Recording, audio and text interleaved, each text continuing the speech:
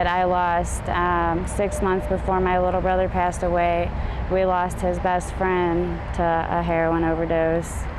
And then I think it was about 3 months after my little brother passed away, I lost 2 of my cousins within a month's frame.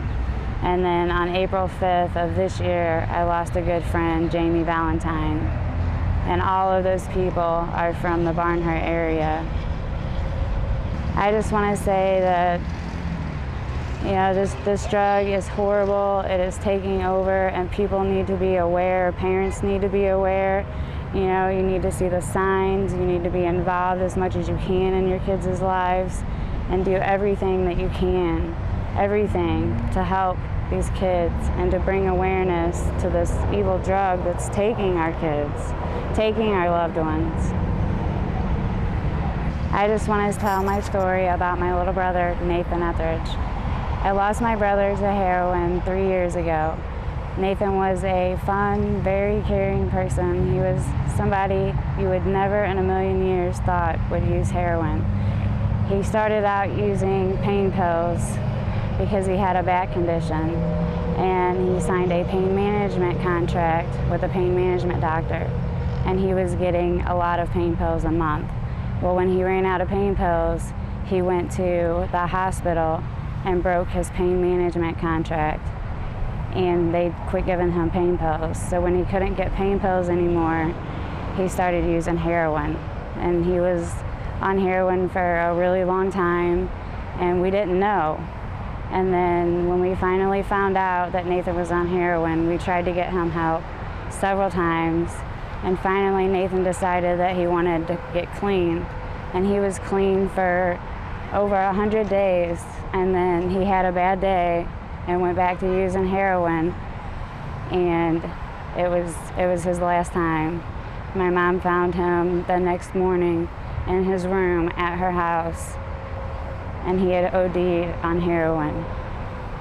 We seen a couple signs, but he was really good at hiding it from us.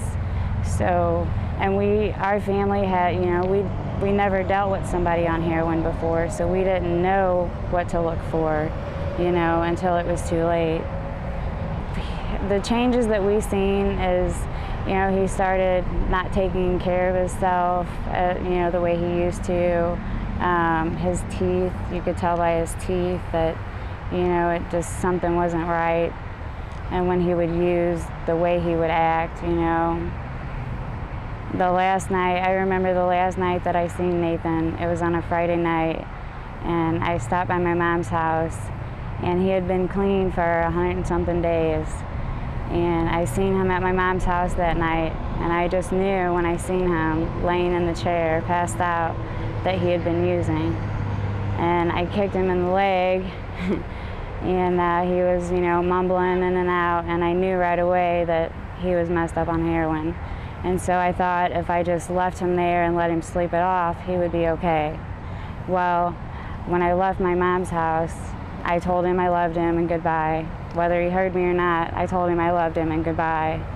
And I left, and I tried to call my mom instantly just to let her know that I had seen him and that he had been using, to keep an eye on him. And by the time I had gotten home, he had got up and went up to the bar where my mom was, and they didn't know that he had been using because my mom didn't get the phone call. And looking back now, she can tell, the signs of that night that he was using. But he made it up there, and that night, whenever they went home, he went in his room. I think it was about 3 o'clock in the morning, and my mom went to check on him at 9 o'clock that morning, and he was stiff, he was cold, and he was gone.